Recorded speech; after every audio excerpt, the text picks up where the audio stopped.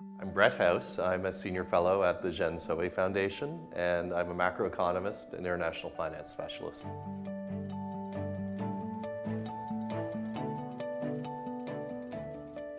I think we're doing exciting things here in that this is an experimental and innovative place that provides, as some have often said, an environment for future leaders, future contributors to step back, consolidate, and then step up to a higher trajectory and a higher range of possibilities and a greater extent of impact.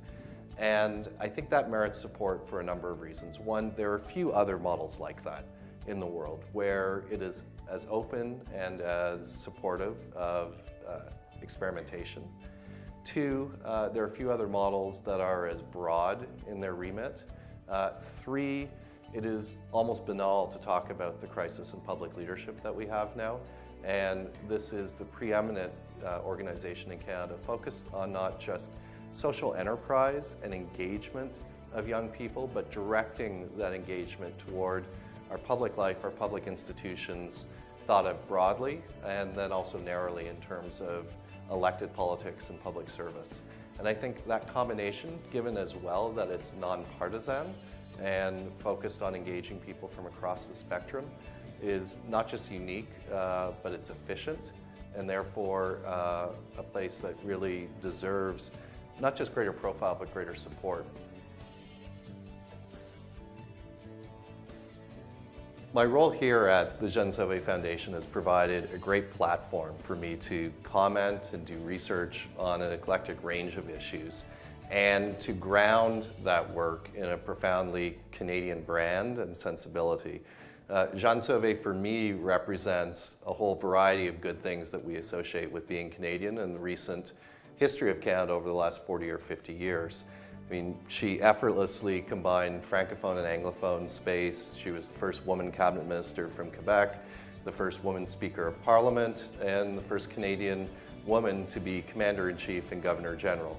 And so the leadership she provided, I think, is a North Star and compass for the work that we do here in terms of not only engaging on important issues, doing so in ways that are understandable and also speak to Canadian voices and sensibilities across the country, but also extend to the international level and make relevant the Canadian experience and our perspectives in multilateral and international fora.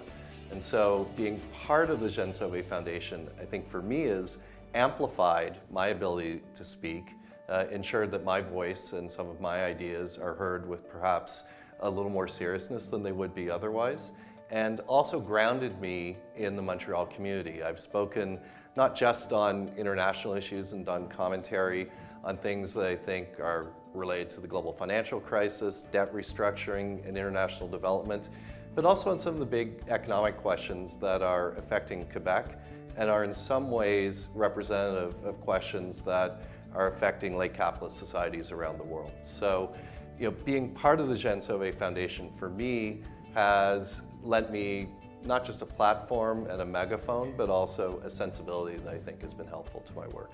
I'm grateful to the Jeanne Sauvé Foundation for providing me a place to do what I think is important work, work that doesn't fit narrowly into boxes, is somewhere between the pure academic and the pure policy, and synthesizes the two. And I think as a result allows me to help fulfill Madame Sauvé's vision of not just engaging, but engaging in a substantive way on important questions of the day.